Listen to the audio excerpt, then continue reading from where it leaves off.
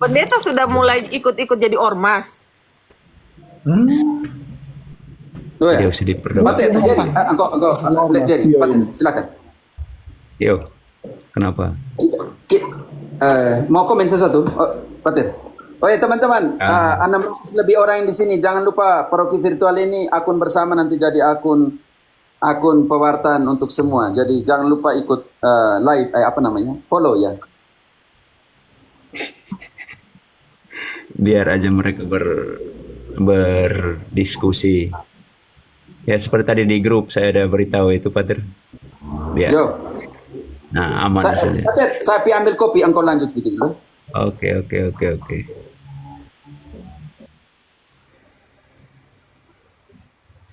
Pio dengan Ayu kontrol sedikit live aja. Yuk, Siap. ada bodyguard Pio ini aman. Lanjut Pater, gas. Pio Lanjut. biasa main di ormas itu. Irenio tuh. Iren, Malam Pater. engkau di mana? Di Bang tuh Pater datang juga Pater tidak info. sonde kawan saya cuma 1 minggu saja itu pun buru-buru pulang. Untuk Pater. Oh, saya langsung ke Soe. Nah itu dia. Lanjut Pater, lanjut. Apa? Kita bahas apa namanya? Ya kalau barang itu teologi kemakmuran ya mau buat bagaimana lagi kalau memang perspektif mereka begitu ya. Tapi ya dengan seperti ini teman-teman bisa paham bahwa kalau memang dari segi biblis ya tidak bisa dipertanggungjawabkan. Karena memang itu hanya untuk 4 kelompok itu dan untuk berlaku hanya untuk orang-orang Israel pada saat itu. Jadi ya begitulah. Nah kadang-kadang juga apa ya, biasanya lebih kalau yang saya tidak tahu kalau teman-teman memperhatikan, biasanya kecenderungannya jatuh ke yang pertama kesaksian yang kadangkala karena itu bedanya. Kita di liturgi gereja Katolik kan tidak model seperti itu. Ya pada saat baca bagian sabda itu memang kita fokusnya memang untuk merenungkan sabda Tuhan bersama, bukan kemudian dikaji gitu kan. Sementara biasanya teman-teman kita yang lain itu kan di situ diisi dengan kesaksian. Itu yang kadang-kadang mempengaruhi secara psikis bahwa dulu dia begini lalu kemudian sudah berhasil begini. Pernah seperti yang di VT bukan di VT sih, pernah di di Komal ini juga waktu itu ada yang memberikan kesaksian bahwa dia memberikan bantuan gini-gini ke janda, tapi itu kemudian janda juga dispesifikasi, bukan janda kembang. Itu yang aduh kacau ini. Bahwa kemudian bersaksi tentang keberhasilannya begini. Nah itu biasanya jatuh ke pengalaman kesaksian yang mempengaruhi secara psikis sehingga orang tertarik di situ jatuhnya. Sementara kalau kita lihat secara biblis ya Anda bisa dipertanggungjawabkan ya sebenarnya. Begitu Iren dan Di Ayu. di kopi. Ada lagi yang Ayu mau sedikit lagi semacam Apa Pater? ya ada lagi Jangan ditahan-tahan Pengantar. kalimatnya begitu Pater, langsung aja. Iya. pengantar lagi untuk kita bahas apa, silahkan atau Pio. Oh, Ini aku cuma mau berkomentar mumpung mereka lagi apa ya di Romo Patris terus ini. Bentar begini. Aku belum menyoroti ya. Aku soalnya aku cara mainku bukan seperti ini. Yang panik seperti ini. Begitu. Aku harus sudah koordinasi dengan teman-teman di sana. Orang-orang yang sudah kenal aku seperti Nona Ayu, Paman Irenio pasti udah tahu. Begitu kan? Tapi pasti akan kusoroti gitu. Aku turun tangan nanti. begitu. Terkait si media buzzer yang tidak laku itu pun nanti aku kugas nanti itu miliknya Ade Armando. PIS apa sih? PIS Protestan Indonesia apa? Yang itu pun nanti kugas nanti, begitu. Jadi tenang kalian, kalau aku sudah ngegas, kalian bahkan nggak tahu kalau aku sudah ngegas, nggak bisa pula aku bilang sama kalian. Begitu. Nanti aku pantau. Ya. Begitu ya. Tenang kalian, karena menurut aku begini. Pihak penegak hukum ketika menyetujui laporan yang tidak beres seperti itu. Karena apa? Wilayah perdebatan intelektual, akademik, ya kan, historis tidak bisa kemudian dibawa ke ranah hukum. Pemerintah, dalam hal ini pemerintah Indonesia, dalam hal ini secara spesifik saya sebut penegak hukum, tidak akan bisa memproses itu. Kalau mereka memproses, ya siap-siaplah mereka kugas, begitu. Nggak usah jatuh kepada cara berpikir mereka. Kalau kita jatuh ke cara berpikir mereka, secara bangun konstruksi berpikir kita juga kita sudah menempatkan pola pikir kita dengan mereka. Artinya kita membenarkan pola pikir mereka. Jadi nggak usah. Gereja Katolik lo bukan baru kalau gini loh, saya tadi ngatakan itu kan yang apa yang dikatakan beliau, saudara, itu kan ajaran magisterium loh. Jadi sama kalau mereka ngomong seperti itu sudah lain celah hukumnya antara ad hominem, pencemaran nama baik, plus melawan magisterium. Jadi itu sudah beda. Kalau sudah berhadapan dengan magisterium, gereja Katolik loh bukan baru tahun ini, sudah ribuan tahun lamanya kokoh hingga saat ini. Bukan hanya baru mereka, jadi biar saja itu. Toh ada banyak umat awam yang sudah bergerak juga kok. Jadi santai saja. Tidak usah terlalu. Iya betul itu. Poin saya kita tidak usah terlalu Jadi masuk kita ke wilayah. tidak usah terpancing dengan situasi. Biarlah ada jalur yang harus mengurusnya beda. Oke. Kita lanjut Begini, perkataan Pio. Romo, aku ngomong sebentar dulu. Sedikit aja begini. Dulu kan Nona Ayu Paman Ireneo tahu aku.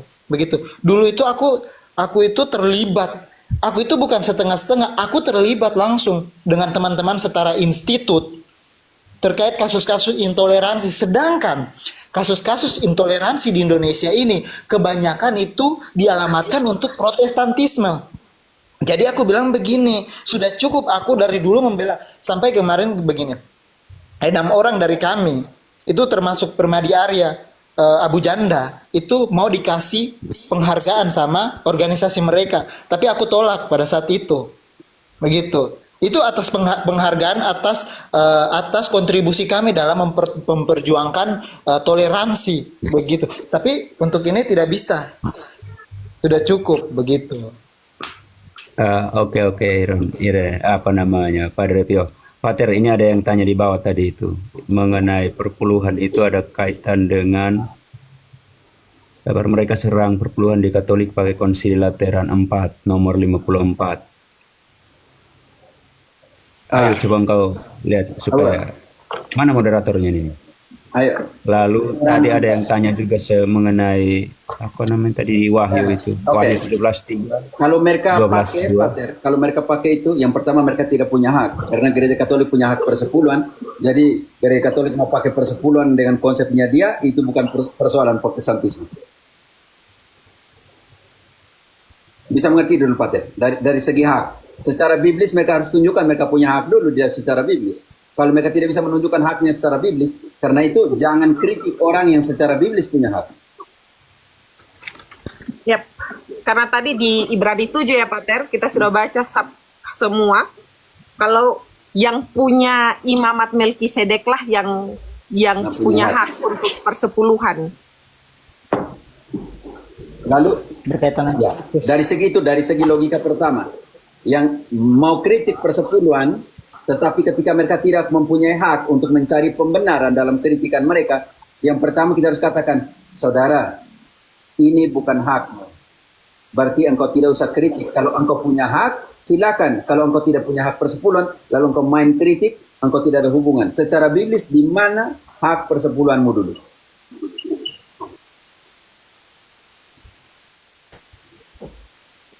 Begitu Patir. Patir ambil dari Trente atau dari Lateran? Lateran. Lateran itu tadi typingannya. Lateran.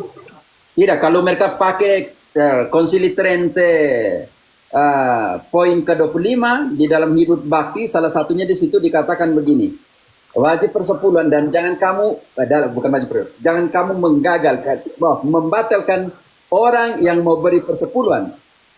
Itu dalam poin 25 di dalam Konsili Trente. Yang mereka juga kadang angkat dari situ. Yang Lateran punya yang poin keberapa, Pater? Sabar. Tadi mana tadi tuh yang komen? Itu poin ke-54 rasanya. Coba Konsili Lateran keempat, poin nomor 54. Ya, Konsili Lateran Lateran 4 nomor 54.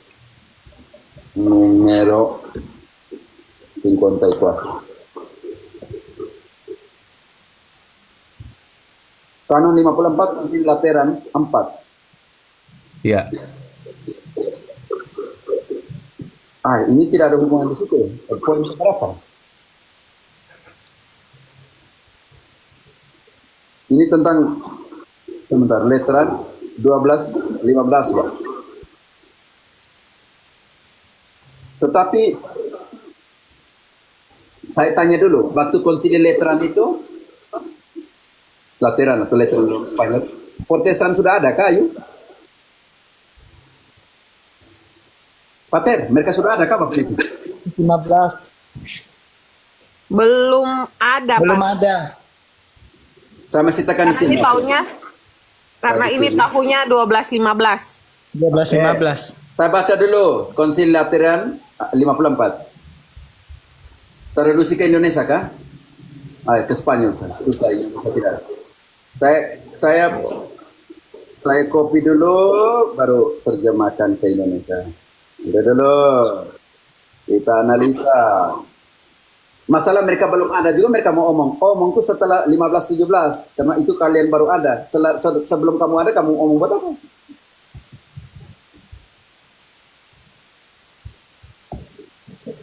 Oke, diindonesia dulu, kita analisa sama-sama. Santai, itu Katolik itu terbuka.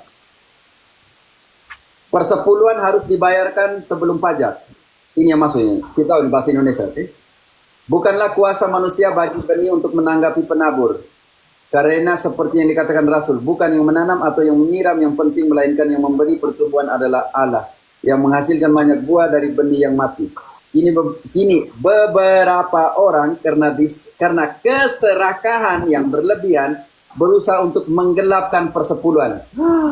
Beberapa orang, baca baik-baik kalimat dari itu. Beberapa orang karena keserakahan lagi yang berlebihan berusaha untuk menggelapkan persepuluhan dengan memotong sewa dan pajak dari panen dan hasil pertama.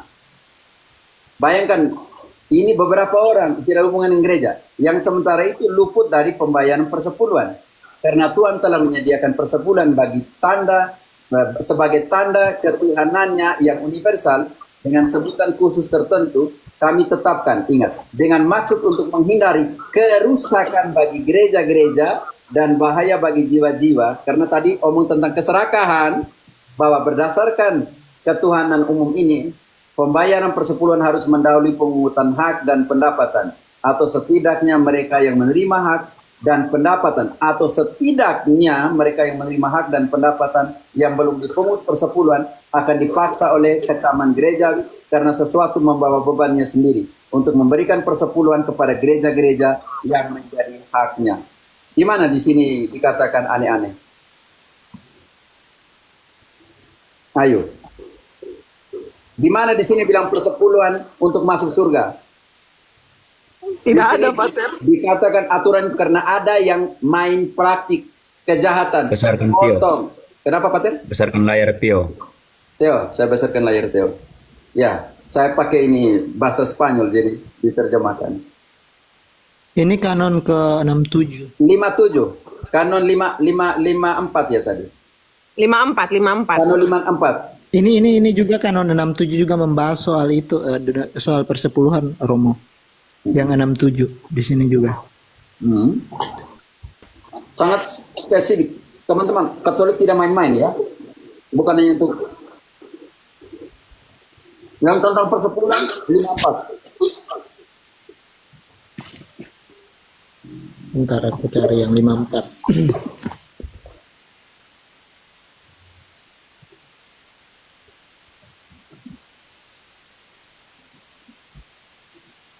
Ini saya coba baca terjemahan Indonesianya ya, Pater. Oke, ini ambil dari Indonesia punya. Dari situs resmi kita punya. Oke. Adalah di luar kuasa manusia, agar benih adalah di luar kuasa manusia, agar benih dapat memberikan jawaban kepada penabur.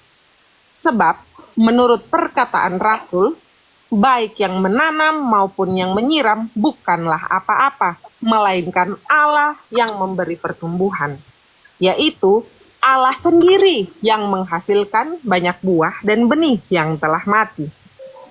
Kini ada sebagian orang yang karena keserakahan yang berlebihan berusaha menipu dalam hal persepuluhan dengan mengurangi dari hasil panen dan hasil pertama bagian-bagian berupa sewa dan pungutan yang selama itu luput dari kewajiban membayar persepuluhan. Karena Tuhan telah menyisihkan persepuluhan bagi dirinya sendiri sebagai tanda dari kedaulatannya yang universal. Dengan suatu hak khusus dapat dikatakan, maka kami menetapkan dengan maksud mencegah kerugian bagi gereja dan bahaya bagi jiwa-jiwa, bahwa berdasarkan kedaulatan umum ini, pembayaran persepuluhan harus didahulukan sebelum penarikan sewa dan pungutan. Atau setidaknya mereka yang menerima sewa dan pungutan yang belum dipersepuluhkan wajib melalui teguran gereja untuk mempersembahkan persepuluhannya kepada gereja-gereja yang memang berhak, kepada gereja-gereja yang memang berhak menerimanya, sebab suatu benda membawa serta kewajibannya.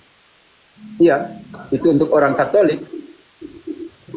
Tetapi ketika Protestantisme tidak punya hak persepuluhan di dalam kitab suci, lalu mengkritik orang yang punya hak persepuluhan dalam kitab suci, bagaimana? 54, 55. Iya, 55 juga. Iya. Tentang tanah dan semuanya. Itu aturannya step by step. Gereja Katolik sangat teratur ya. Strukturnya hebat. Aturannya hebat. Untuk mencegah praktik-praktik yang melawan ketidakadilan. Melawan keadilan, maaf. Melawan belas kasih. Itu di sini. Nanti di Trente juga ada di nomor ke-35, bagian 35, chapter 35, itu ada poin tentang itu juga. Itu tidak main-main. Itu untuk kebutuhan gereja, bukan kebutuhan para imam. Di Trente lebih keras lagi di poin ke-35. Pater, kira-kira seperti itu.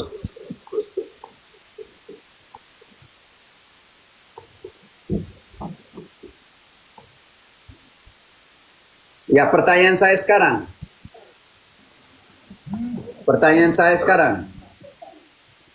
Hak persepuluhan yang di Protestantisme itu ambil dari mana? Rio, engkau bisa jelaskan sedikit setelah dijelaskan tadi, hak persepuluhan dari sebelah ambil dari mana?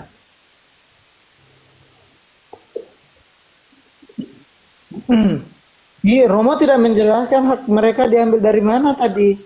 Memang tidak ada. Memang tidak ada. Karena mereka sendiri membatalkan imamat khusus dan diberikan untuk sebagai imamat umum kan. Nah, orang-orang Yahudi itu kan komunal, hidupnya komunal. Ada suku Lewi yang dikhususkan, mereka itu komunal.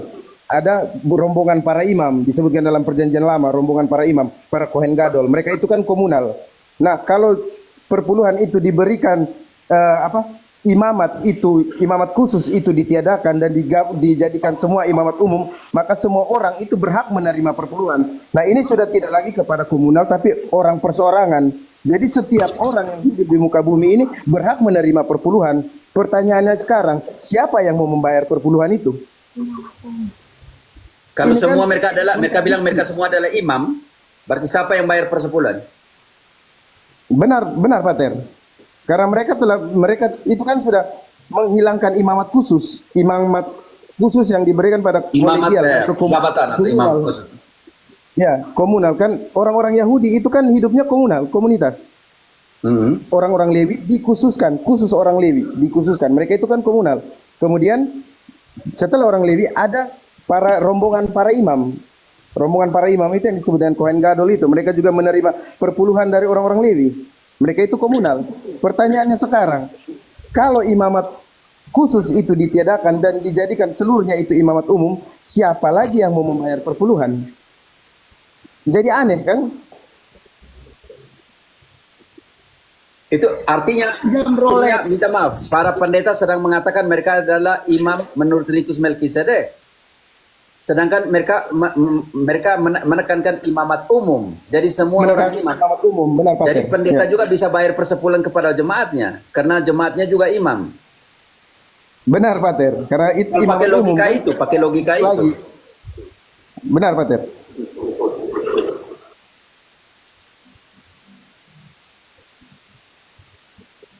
Ayo. Ayo. Oke, kira-kira tentang persepuluhan Pio, kira-kira seperti itu. Siap, Romo, udah paham. Baku naik mereka punya pengajaran tuh karya seperti itu. Orang-orang Lewi harus membayar kepada para imam. Nah, kalau imamat itu seluruh sudah diberikan kepada semua orang, siapa lagi yang mau membayar perpuluhan itu? Siapa lagi? Itu yang Romo Patrus bilang pemahaman mereka itu baku naik, itu yang begitu sudah. Mereka saling bayar perpuluhan. Iya, Puluhan. karena mereka semua imam. Menurut mereka ambil dari 1 Petrus 2 ayat 9. Tapi mereka lupa baca ayat.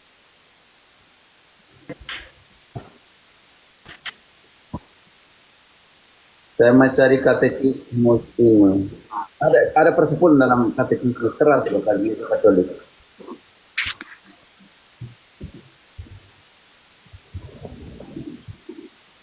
Katekismus, katekismus, katekismus, katekismus. Pater, kalau misalnya para pendeta itu mereka menganggap diri mereka adalah orang-orang Lewi, mereka pun wajib membayar persepuluhan kepada para Kohen. Kepada Kohen Gadol, mereka terima persepuluhan, mereka ambil 1% bawa ke imam. Lalu pertanyaan Kohen saya, itu siapa? kalau pertanyaan saya, kalau begitu, kalau pendeta sejajar dengan Lewi, siapa yang jadi Kohen Gadol di sini?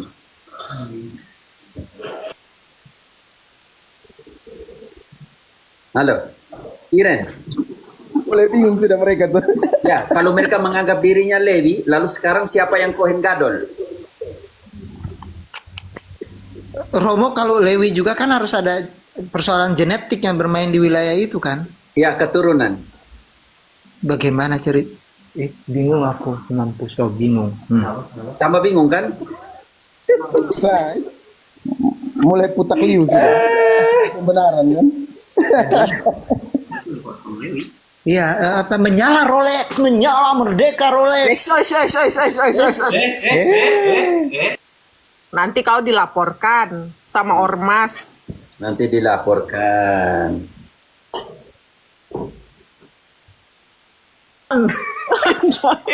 Oh gitu. Nanti engkau batal katekumen.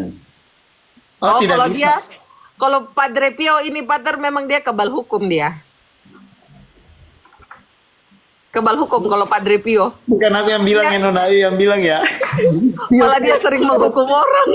Ini, kalau Pio katekumen dalam roh dia.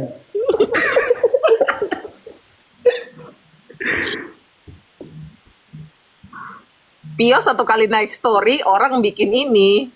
Surat permintaan maaf, tanda tangan di atas materai. Iya kan, Pio? Bukan aku yang bilang ya.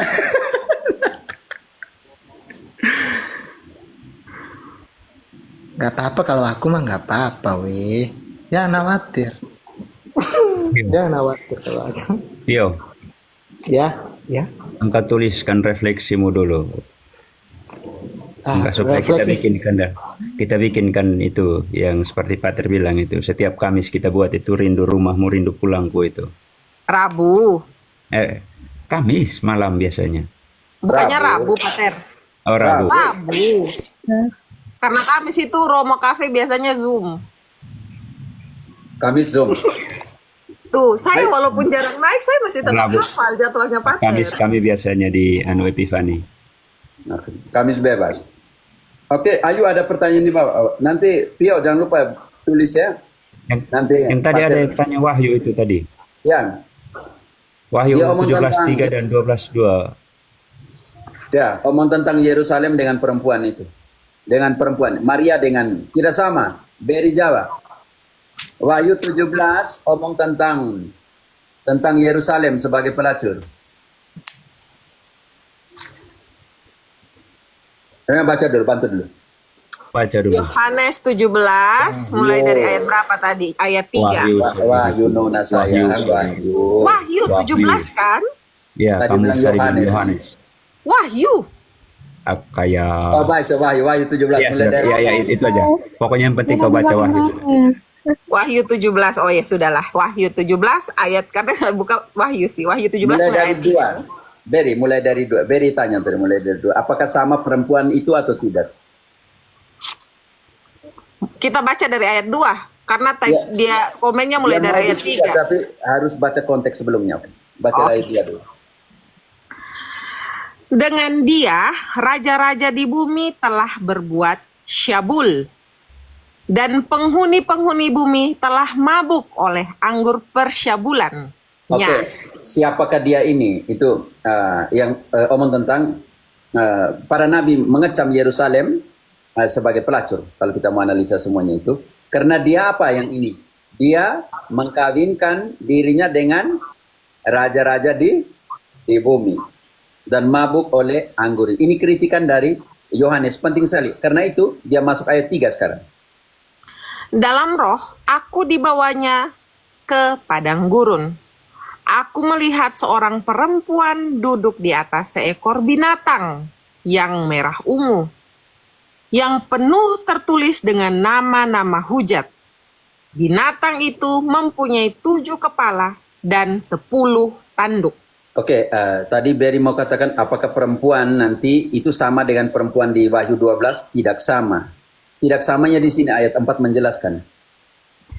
Perempuan itu memakai kain ungu dan kain merah tua yang dihiasi dengan emas, permata, dan mutiara.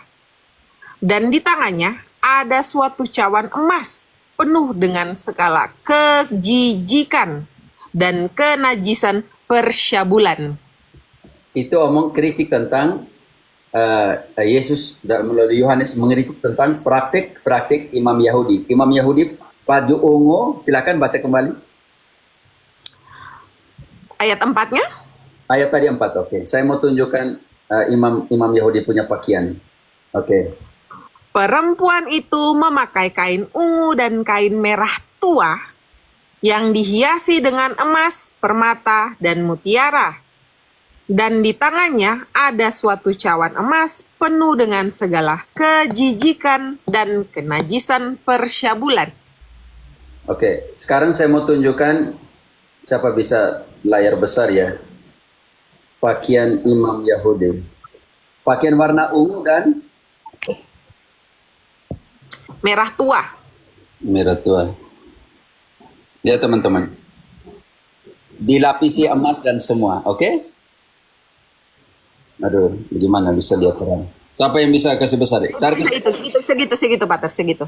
di sebentar, bukan di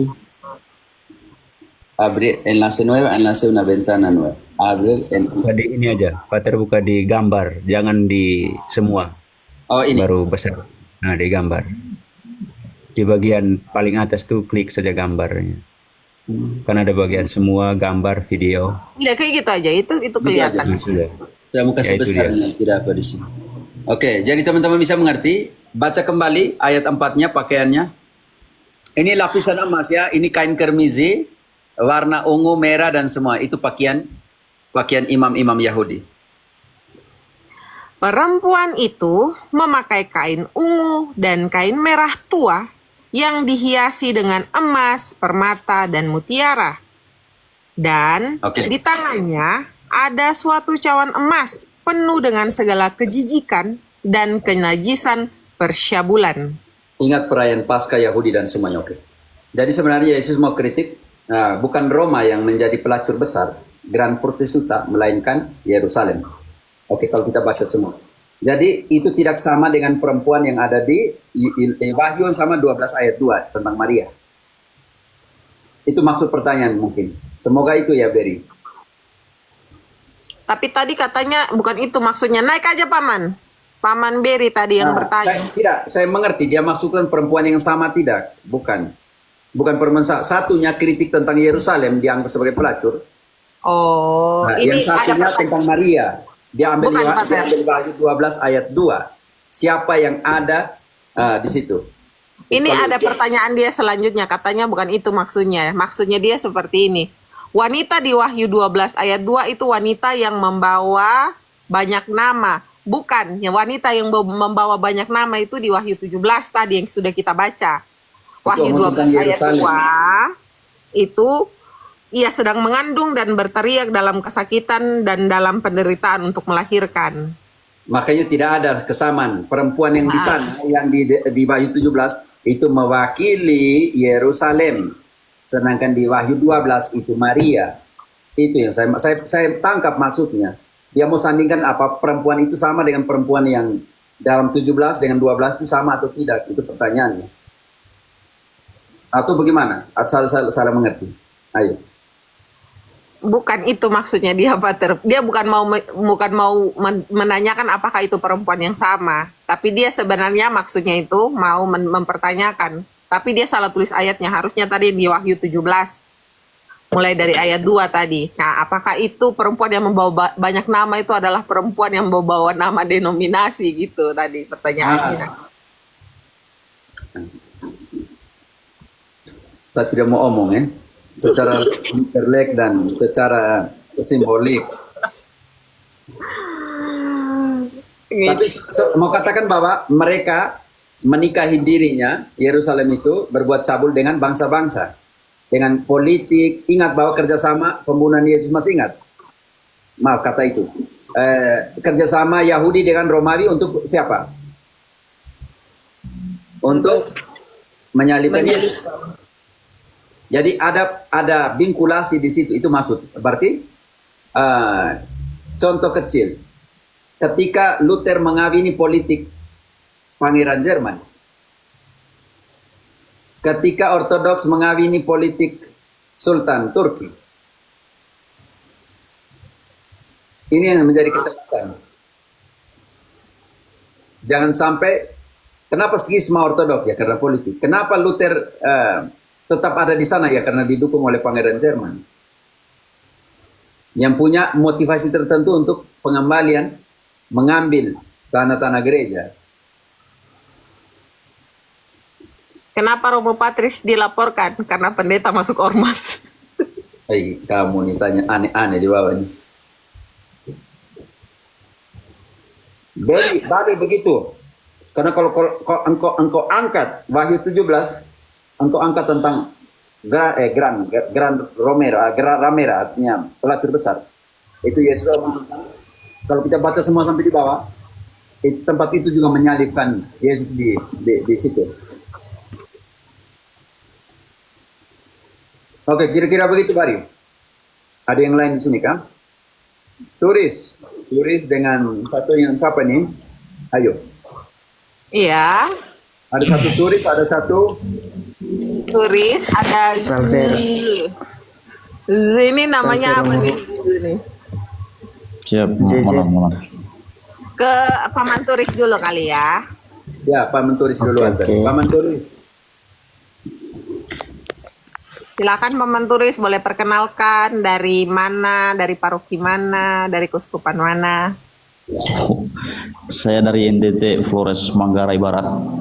Oke. Stay di Bali. Oke. Dari sama-sama dari Manggarai, sama-sama di Bali. Sudah pernah ketemu Adi Markus? Saya simak aja dulu Romo, silakan lanjut saja. Saya simak. Oke, kalau masih menyimak mungkin dibawa dulu ya, Pak Manturis, mungkin biar nanti Oke, kalau siap. ada ormas-ormas yang mau naik, Oke, bisa kita naikkan. Oke, siap. Oke. Silakan ini, tolong namanya siapa Z? Iya, salve. Saya Namanya dari apa nih biar Manggarai enak Timur. kita panggil bukan Z. Jejet Jejet. Oke, Jejet dari mana? Iya. Paroki mana? Keuskupan mana? Atau dari dari Manggarai ormas mana? Timur. Oh, Manggarai Timur kali ini. Oke. Ya, Paroki Santo Clemens of Bawar Lempang Paji. Oke, siap. Ada pertanyaan apa? Wih, Lempang Paji dulu Om, saya tugas di situ itu. Pater Lazarus. Oh iya. Tidak, Lazarus Dulu ini, ya? Lazarus ini apa? Elar. Ya, dia dulu Lempang Paji, Elar, Mok. Belum Elar Lempang Paji, Pater. Iya, dia dulu tugas di Elar, Lempang Paji, Mok. Lalu Lazarus mana PC lagi? kan? Tidak, Lazarus Pater. Tamunov. Oh, Pak Lazarus Pater. Antoni. Saya dulu Pak pernah Pater bantu Lazarus Tamunov. waktu Novis 2 pergi bantu pas Natal. Oh, Pak Pater Lazarus Tamunov. Adiknya yang Pater Alo, sekarang di Chile. Oke. Silakan. Silakan. Iya. Pertanyaan saya, Romo.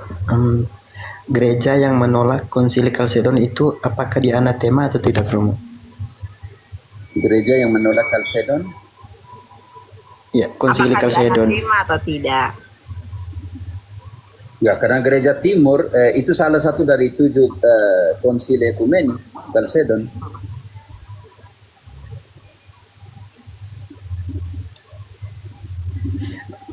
Maksudnya begini, Romo. Mereka kan menolak konsili Kalsedon yang gereja Koptik itu.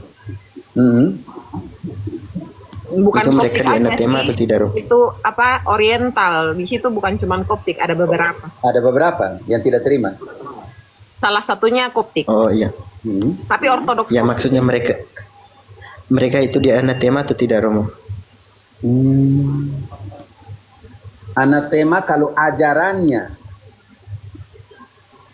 bisa Ya, mengerti maksudnya- begitu. Mereka tidak mengajar Ya, maksudnya- menolak Kalsedon atau tidak Oh, terima, tidak berarti pakai secara konsili umum. Kalsedon punya. Mereka tidak di anatema karena tidak ada kanon yang mengatakan mereka di anatema. Mereka di ekskomunikasi. Iya, satunya makanya sangat berbeda, saudaraku. Anatema Iya. kau mengajarkan sesuatu yang tidak sesuai. Ekskomunikasi lebih kepada kau tidak menerima paus.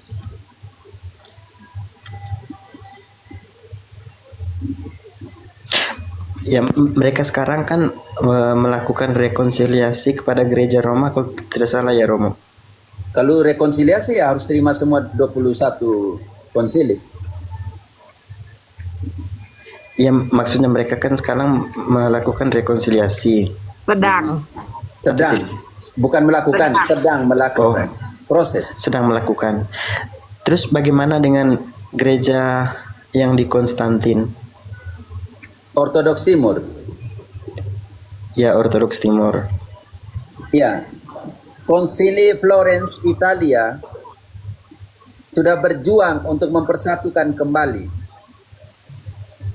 Tetapi Ortodoks Yunani mereka lebih memilih sorbannya Turki daripada tiaranya Paus.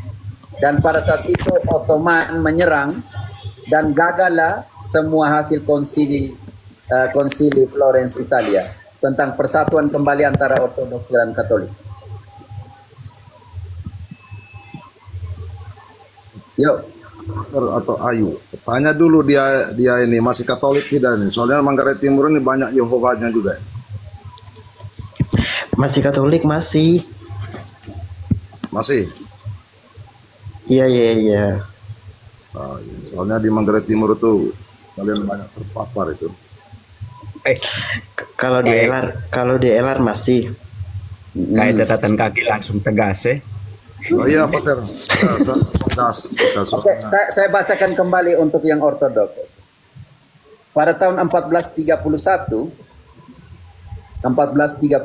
setelah pemisahan 1054 di Konsili Florence, Italia, bertemu dengan delegasi gereja ortodoks dan dengan Kaisar Bizantin Yohanes ke-8 Palaiologos. Penyatuan kedua gereja dicapai melalui dekrit bula Persatuan Letentur Celi pada tanggal 6 Juli 1439. Hasil utamanya adalah pengakuan oleh gereja ortodoks bahwa kepala gereja Katolik adalah Paus. Sebuah opsi yang didukung oleh Kaisar Yohanes 8 Palaiologos, Patriarkat Latin Konstantinopel Basil Basarion, dan Patriarkat Ortodoks Konstantinopel Gregorius III. Namun, oposisi sengit dari para biarawan Ortodoks Yunani yang memiliki kekuatan besar di gereja timur dan turun ke jalan-jalan sambil berteriak, "Kami lebih suka sorban Turki daripada mitra Paus." Penaklukan Konstantinopel oleh Turki mengakhiri kemungkinan persatuan karena patriarkat jatuh di bawah perlindungan Sultan Turki sampai dengan abad ke-20 dengan pemerintahan Kemal Atatürk. Setelah Konsili Vatikan kedua, telah ada upaya dan pertemuan yang tak terhitungkan banyaknya untuk mencapai persatuan tanpa hasil apapun. Di sisi lain, Patriarkat Konstantinopel tidak lagi memiliki kekuasaan di gereja ortodoks dan telah kehilangan lebih banyak setelah pemisahan dari gereja Rusia Istanbul yang kuat. Gereja ortodoks telah larut menjadi serangkaian gereja nasional tanpa pemerintahan terkoordinasi. Demikian berita. Kalau mau tanya tentang kenapa ortodoks dalam proses ini susah, karena mereka sudah menjadi terpecah-pecah menjadi gereja nasional. Contoh paling nyata, ketika Rusia menyerang apa di sampingnya? Ukraina. Apa komen dari Patriarkat Rusia, Moskow tentang hal ini terhadap penyerang kepada Ukraina, sedangkan mereka punya patriarkat sama-sama? Tidak bisa buat apa-apa ketika alasan lebih kepada politik daripada alasan iman. Begitu Nana, belajar Nana belajar baik-baik. Jangan hanya dengar orang komentar satu dua, kalau mau belajar selesailah engkau. Siap Romo, siap. Nanti kalau tidak belajar masuk GOI. Udah Romo. Yo. Nanti berteman Ya, sama makasih, Bunda Romo. Gemo ya Padre Pio. Kan Romo. bagus yang gemoy-gemoy itu kan. Selamat malam Romo, selamat malam semua. Oke, Izin dulu, Romo. sabar Paman Marcelino sabar. Semua tenangkan roh kalian dulu di sini. Ada moderator. Tenang, akan kita memberikan kita akan silahkan satu persatu. ZZ, pertanyaan sudah selesai? Izin turun Romo. Pertanyaan sudah selesai, sudah paham? Ya sudah. Oke. Belajar yang baik ya. Sudah. Sampai masuk GOI apalagi masuk ormas. Lanjut silahkan Paman Marcelino. Ya. Makasih. Silahkan Romo, perkenalkan ini kan dulu acara bebas tuh, jadi Sabar iya, Paman baik. Marcelino, sabar. Perkenalkan diri dulu dari Baik. paroki mana, keuskupan mana, atau dari ormas mana? Silahkan. Wih, ormas sih. Biar semua tahu identitas di sini. Baik, selamat malam. Terima kasih atas kesempatannya. Nama saya Marcelino Seti, biasa nama kecil dipanggil Ino, nama terkenalnya Marcel. Oh baik. Iya, baik. Saya dari paroki, sekarang ini saya di paroki terbaru kayaknya, terbaru di dunia kalau nggak salah ya. Oh. Paroki Hati Kudus Yesus Koya Barat. Koya, bukan Koya Di mana Barat. itu? Itu ada di Muara Tami, Papua. Koya Barat, di Papua, di Jayapura. Oke, siap. Pertanyaannya apa?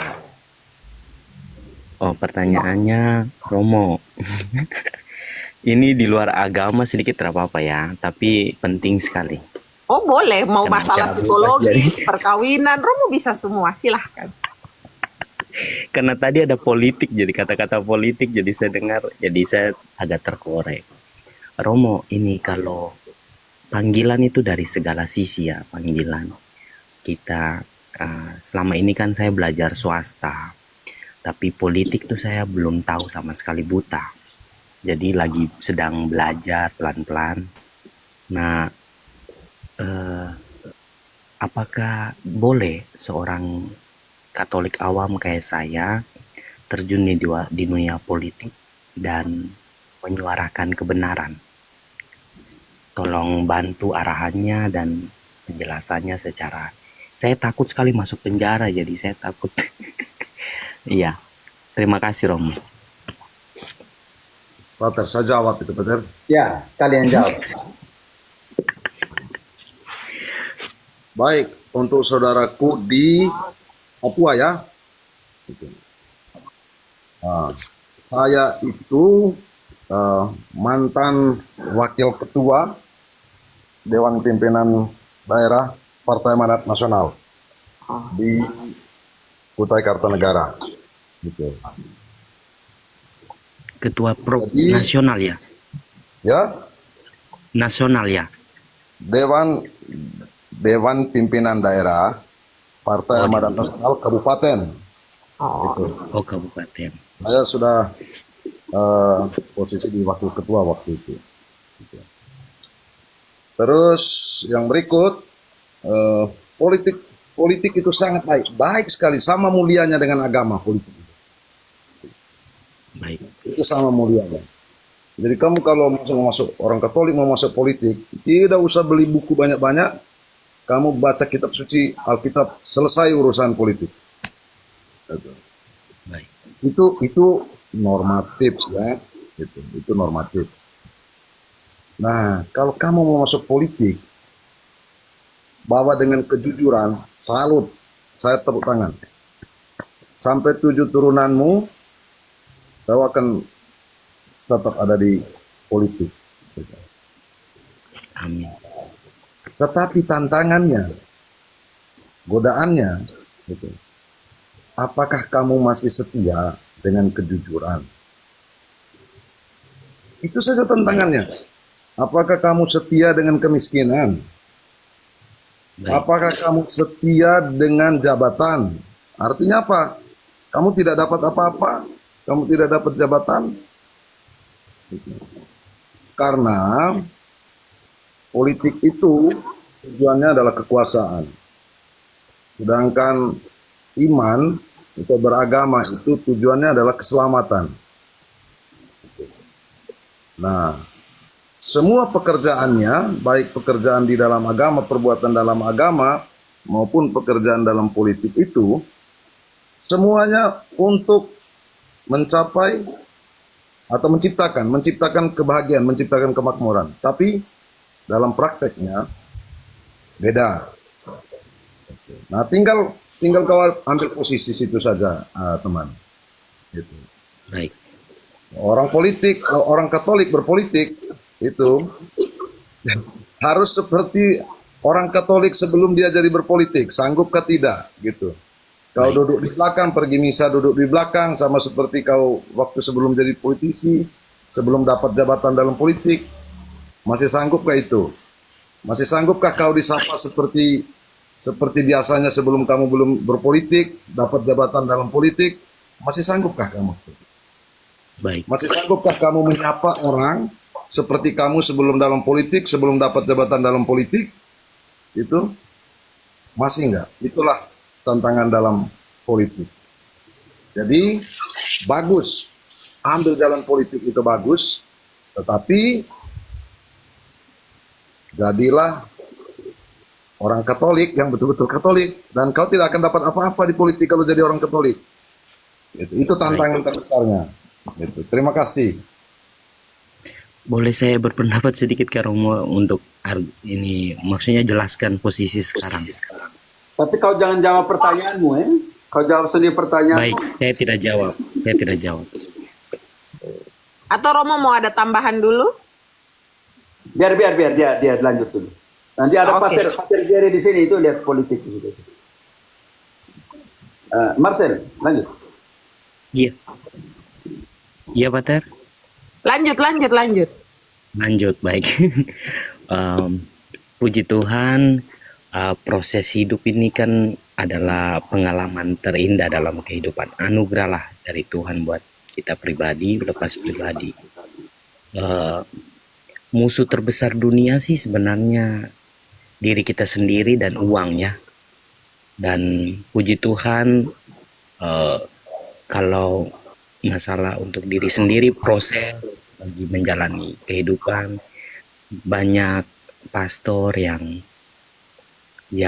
menjadi guru rohani, dan juga banyak apologet yang saya belajar, dan juga tentang Katolik, dan juga Marcel, masih tema Iya. politik atau bagaimana?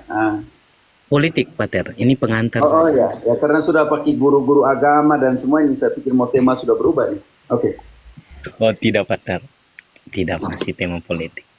Jadi ketika saya baru terjun di dunia politik mungkin tidak sampai 2 bulan ini.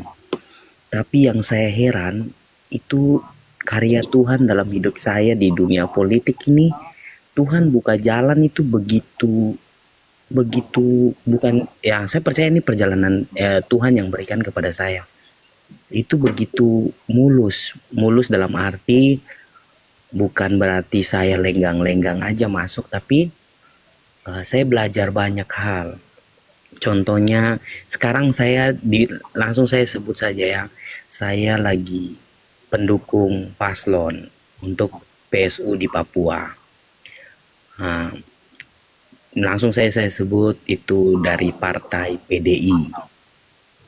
Nah, Lanjut. itu iya, saya di sini sangat didukung dari partai dan juga dari masyarakat, khususnya di daerah saya tinggal ini.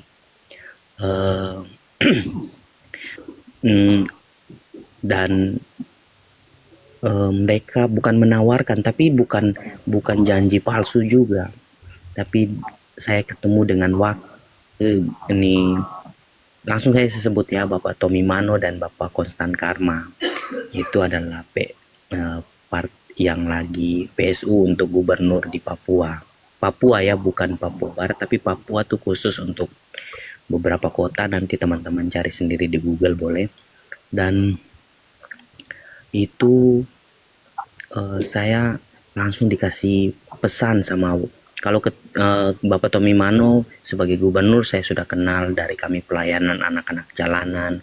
Kebetulan saya ketua Persekutuan Doa Orang Muda Katolik, dan juga pernah ketemu beliau dan membawa anak-anak jalanan, ketemu beliau, dan banyak hal yang kami lakukan di Jayapura ini.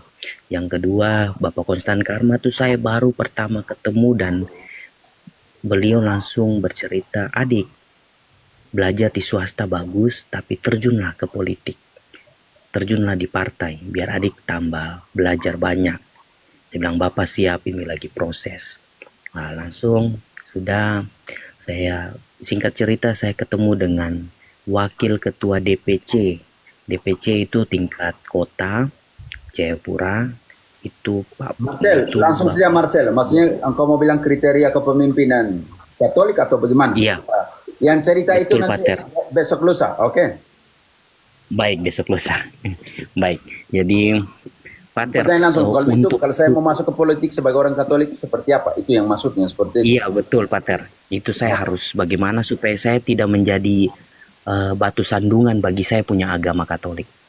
Makanya Terima tadi kasih. catatan kaki bilang begini. Apakah engkau mampu seperti apa tadi catatan kaki? Sebelum saya mampu seperti pribadi yang sebelum saya jadi politikus, atau saya dan juga saya bisa duduk di belakang, tidak harus di depan, tidak harus dilayani. Apakah saya harus melayani? Oke. Dan itu bukan apakah, tapi saya harus melayani seperti biasanya, kayak gitu. Oke. Baik, mungkin masukan dari Pater dan teman-teman mungkin membuat saya lebih kuat lagi, lebih percaya diri. Terima kasih. Oke. Sebelum masuk ke standar kepemimpinan, saya mau katakan bahwa politik itu seperti membangun istana. Kalau istanamu tidak dibangun di atas dasar keadilan sosial, istanamu jadi penjara. Demikian pun perkawinanmu besok lusa Irenius dan Nona Ayu. Ketika Kena lagi. perkawinan itu seperti membangun istana. Ketika tidak bisa Politik, dibangun. Pater. Ya, ketika perkawinan tidak dibangun atas dasar kasih cinta yang tulus, maka perkawinan yang kau bangun jadi istana itu akan menjadi neraka, panas di sana. Panas ya, Pater. Marcel ingat itu. Politik itu Tapi seperti sistem bagaimana tuh, Pater? Ya, sekarang engkau diam lah. Politik itu seperti Oh ya, baik. membangun istana. Ketika tidak dibangun di atas dasar yang tadi tentang persepuluhan tadi, 3 hal yang harus dipenuhi. Apa tadi Ayu dalam Matius 23:23? Jadi pemimpin yang mengatur seperti orang Farisi dan ahli Taurat, ya dalam hal ini tentang persepuluhan, tetapi mereka melupakan 3 kebajikan, kekristenan, Keadilan. iman, keadilan 1, Belas kasih, 2. kesetiaan. Ini yang paling susah. Tadi makanya catatan kaki bilang, apakah engkau setia sudah jadi DPR? Kau tetap duduk di kursi yang paling belakang dengan baju yang sama, dengan sepatu yang sama seperti Bapak Paus Fransiskus. Memang susah. Butuh politik hati nurani. Paus Fransiskus bilang, kita ini bukan politik. Kita ini bukan politikus yang selalu mengatakan bahwa untuk rakyat, tapi tidak pernah bersama dengan rakyat. Bersama ketika waktu masa kampanye saja. Bersama dan membutuhkan rakyat waktu kita mau jadi anggota DPR, jadi presiden. Setelah itu, lupa bahwa engkau pernah duduk di deker bersama dengan orang-orang muda sebelum jadi DPR. Lupa bahwa engkau pernah duduk kunjungi petani-petani di kampung-kampung, di sawah-sawah untuk mendapatkan suara. Lupa bahwa engkau sengaja tarik perahu nelayan supaya mereka memilih engkau jadi anggota DPR. Lupa kacang, lupa kulit. Itu pertama harus dilihat itu, dalam konteks itu. Hati-hati dengan membangun istanamu. Jika tidak dibangun dalam 3 kriteria tadi, keadilan, belas kasih, dan kesetiaan, maka bangunan istanamu akan menjadi penjara. Bukan hanya bagi engkau dan hati nuranimu, tetapi penjara dalam kemiskinan dan ketidakadilan bagi mereka yang memilih engkau. Dan yang kedua, ada kriteria kepemimpinan. Saya omong tentang kriteria kepemimpinan uskup, tetapi ini juga menjadi kriteria kepemimpinan para pemimpin Katolik. 1 Timotius 3 ayat 2-4. Pemimpin yang beriman Katolik, Kristen sejati itu harus seperti apa? 1 Timotius 3 1 Timotius 3 ayat 1 2-4. Karena itu saya baca tetap lurus-lurus atau pengawas jemaat saya ganti episkopal. Bisa uskup, tapi sebenarnya pemimpin. Tidak apa? Uskup saja ya, Pater? Ya. Oke. Karena itu, uskup haruslah seorang yang tak bercelah. Mempunyai hanya 1 istri, dapat menahan diri, bijaksana, sopan, suka memberi tumpangan, pandai mengajar orang, bukan peminum, bukan pemarah, melainkan peramah. Cinta damai, bukan hamba uang. Seorang kepala keluarga yang baik, disegani dan dihormati oleh anak-anaknya. Jikalau seseorang tidak tahu mengapalai keluarganya sendiri, bagaimana ia dapat mengurus gereja Allah? Oke, kita pakai standar kriteria jadi uskup dalam pengertian ini. Tapi dikaitkan dengan kepemimpinan di dalam kekatolikan. Bagaimana bagaimana mungkin orang buta menuntun orang buta? Ini penting sekali saudara dan saudariku yang terkasih.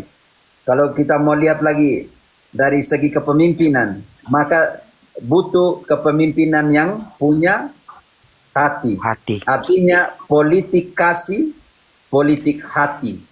Dan politik kasih, politik hati itu punya pendasaran di 1 Korintus 13 ayat 4 sampai dengan 7. Beriman saja tidak cukup, tidak berguna kalau tidak mempunyai kasih. Engkau masuk di sana sebagai politikus Katolik, tetapi ketika engkau tidak mempunyai kasih, hanya punya iman Katolik, tetapi engkau tidak punya politik kasih, politik hati, maka kasih itu adalah apa? Ayo. 1 Korintus 13 ayat 4 sampai 7. Kasih 14 itu kriteria yang harus dimiliki oleh seorang pemimpin yang penuh kasih. 1. Kasih itu sabar. Kasih itu baik hati. Ia tidak cemburu. Ia tidak memegahkan diri dan tidak sombong. Ia tidak melakukan yang tidak sopan dan tidak mencari keuntungan sendiri. Ia tidak pemarah dan tidak menyimpan kesalahan orang lain. Ia tidak bersuka cita karena ketidakadilan, tetapi karena kebenaran. Paman Marcelino, boleh dimatikan dulu mic-nya? Oke, thank you. Ia menahan segala sesuatu, percaya segala sesuatu, mengharapkan segala sesuatu, sabar menanggung segala sesuatu. Oke, saya tahu bahwa kita punya pengharapan ketika kita masuk dari dalam dunia politik. Tetapi ayat 13-nya, Nona Ayu. Ayat 13-nya. Demikianlah tinggal ketiga hal ini, yaitu iman, pengharapan, dan kasih. Tetapi yang paling besar di antaranya ialah kasih. Dan tanpa Tuhan, kalian tidak mampu sama sekali. 2 Korintus 3 ayat 5. 2 Korintus 3 ayat 5. Dengan diri kami sendiri, kami tidak sanggup untuk memperhitungkan sesuatu seolah-olah pekerjaan kami sendiri. Tidak, kesanggupan kami adalah pekerjaan Allah. Kesanggupan kami adalah Pekerjaan Allah. dengan diri kami tidak mampu. Ingat itu Matius. Kalau engkau menjadi pemimpin, engkau harus jadi pelayan. Matius 20, 26, 27, Nona. Matius 20, Matius 19, Matius 20, 26, 27. 26, 27. Tidaklah demikian di antara kamu. Siapa saja yang ingin menjadi besar di antara kamu, hendaklah ia menjadi pelayanmu. Siapa saja yang ingin menjadi yang pertama di antara kamu, hendaklah ia menjadi hambamu. Woi, mampukah engkau itu, saudaraku? Semoga Tuhan memampu. Engkau ketika sudah jadi DPR, engkau bantu. Waktu orang bangun masjid, kau juga bongkar, kau punya bantu balik ini semen. Ketika bangun gereja, engkau juga pikul batu. Mampukah engkau itu? Mampu. Jangan sekarang di room ini, nanti di sana buat yang lain. Mohon doanya, Pater. Karena itu Paus Fransiskus di dalam kunjungan ke Brasil 28 Juli 2013, dia omong tentang 3 model kepemimpinan di dalam kekristenan Katolik yang sejati. Yang pertama, dia bilang jadi gembala. Gembala harus ada di depan, bukan supaya untuk menunjukkan jalan. Gembala di depan, pertama dia harus mampu untuk mengambil resiko. Ketika bahaya datang dari depan, dia harus ada di depan untuk menghadapinya pertama. Ketika ada demo demi keadilan, DPR kamu ada di mana? Kamu sembunyi di balik kantor DPR. Sedangkan rakyat kecil berjuang di jalan-jalan. Rakyat kecil ini yang pertama yang memilih kamu jadi anggota DPR. Rakyat kecil ini ketika kamu duduk nalo di jalan, minum moke dengan mereka atau apapun, kamu menjanjikan nanti kami menjadi harapan untuk membela kalian. Ketika rakyat kecil ini memprotes tentang geotermal, tentang apa lagi kamu duduk kursi empuk di kantor DPR tidak mau keluar untuk menerima mereka yang lagi demo. Ambil resiko ada di depan. Karena ketika bahaya datang dari depan, kamu harus ada di depan untuk memperjuangkan hak mereka. Hak politik mereka. Jangan untuk pergi lapor ke Polda dan lain sebagainya, itu tidak jantan. Oke. Yang kedua, kalau kamu adalah pemimpin Kristen yang sejati, kamu harus ada di tengah-tengah dombamu.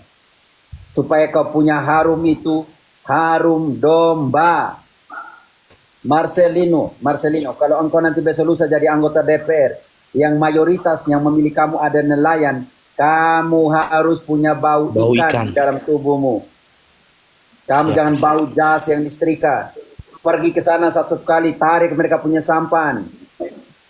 Kalau kamu dipilih di sana mayoritas yang memilih kamu adalah yang di pegunungan, jalan kaki kunjung mereka di sana. Kalau kamu dipilih oleh para petani, berlumpurlah dengan mereka. Harummu jadi harum mereka yang memilih engkau. Amin. Jangan karena lebih banyak di Jakarta daripada di Papua. Lebih banyak di kantor yang ber-AC daripada di antara nelayan dan petani yang pilih engkau. Saya ingat saya punya bapak. Selama 6 tahun jadi kepala desa, ketika dia tanya, saya buat apa? Saya bilang, bayar semua pajak masyarakat yang kau gaji. Dia keluar dari kepala desa selama 6 tahun dengan pondok yang sama ketika dia masuk, dan dia keluar dengan pondok yang sama dia keluar dari kepala desa. Contoh kecil ya. Semua dia pun gaji selama 6 tahun jadi kepala desa untuk bayar pajak masyarakat desa punya dari dia pun gaji. Pater beruntung punya bapak yang luar biasa. Bukan, ini jadi pengalaman kecil ya, pengalaman kecil. Dia bilang waktu dia punya motivasi dia jadi kepala desa, satu saja dia punya slogan. Saya menang, saya kalah, saya kalah, saya menang. Dia menang, dia kalah karena semua udah gaji untuk bayar orang seluruh penduduk desa punya pajak. Mau pajak bangunan, pajak apa, saya tidak mengerti itu. Kalau dia kalah, dia menang, dia tidak bayar dia gaji, toh selesai. Contoh paling nyata, ketika dia tanya saya Bapak bayar semua pajak masyarakat itu karena orang pilih kau, juga hidupkan mereka seperti itu, dengan cara seperti itu. Jangan buat beban mereka petani kelapa kok. Jangan ada di luar. Ketika mama tinggal di Mambawa, bapak di Maunori. Mama tinggal sendiri di Mambawa, bapak lebih banyak di Maunori, di Romba sana. Karena tidak bisa dia tinggalkan desa. Sedih ya Pater, gara-gara pekerjaan istri sering ditinggal ya Pater. Iya, karena itu apalagi mereka dua sendiri lagi waktu itu. Aduh. Makanya bapak bilang setelah 6 tahun cukup sudah, saya tidak mau lagi. Pondok yang sama. Teman-teman kalau lewat membawa kalian itu dari ini bambu yang Mambawa sama. tuh sebelah mana? Pater, saya kayak tidak jarang dengar Itu Mambawa. Flores. Pasar hari apa ya? Mambawa tuh kalau lewat pasar hari apa ya? Dulu hari Selasa ketika pisah dengan jadi kabupaten, pasar hari Kamis, tapi pasar Aiwoy sudah jadi lebih ramai dari pasar. Oh, saya punya SD dekat pasar itu Pater. Saya punya SD dekat pasar. Engkau SD apa? Karena SD berapa bulan? SD berapa bulan saja Pater? Nama apa SD? SD yang di dekat. Aduh, saya lupa negeri berapa itu. Tidak ada negeri di Membawa itu. Kau SDK Katolik. Oh, yang sampai bukan Membawa. bukan yang hari Kamis kah Pater? Bukan pasar yang hari Kamis. Hari Kamis. Aduh. Engkau nama kampung apa dulu? Saya di Nagitio, Kota Odo. Hari Kamis pasar apa? Mundemi, Paroki Mundemi. Hari Kamis. Kalau itu pasar Monori hari Sabtu. Monori hari Sabtu. Iya. Tidak tahu Mundemi. Jumat kan Mundemi. Mungkin Mundemi, Jumat, pasar kecil mungkin. Jumat. Terus hari Senin itu, aduh saya lupa. Selasa hari Senin itu. Selasa Pater, yang hari Selasa. Hari Selasa Raja. Oh, pasar Raja. Ya. Hari Rabu. Hari Rabu Bowae. Kalau hari Kamis? Hari Kamis Nangaroro. Nangaroro. Itu yang. Oh, saya hari Selasa Pater kalau begitu, yang hari Selasa. Raja. Yang. Oke. Yang ada. Okay. Kalau Raja bukan Pater. Kalau Raja tuh dekat yang masuk. Kalau Raja itu yang dekat masuk ke Kota Odo, ke Mundemi. Tapi saya nih Oh, saya ini hari apa? Tapi mungkin di Kita di tidak tentang hari pasar, kau kembali dulu. Makin kemana-mana. soalnya saya jual Fokus pemimpin Katolik. saya jual ini minyak, Marcelin. saya jual ini tukar Oke, ingat. beras. Lagi Balik, yang fokus, ketiga. fokus. Fokus yang ketiga. fokus. Paus bilang di 28 Juli 2013 di Brasil, dia bilang jadi pemimpin harus ada di belakang domba. Kenapa? Banyak domba yang lebih pintar. Contoh kemarin ada umat umat ya, saat yang Pater Luis diajarkan bagaimana menggunakan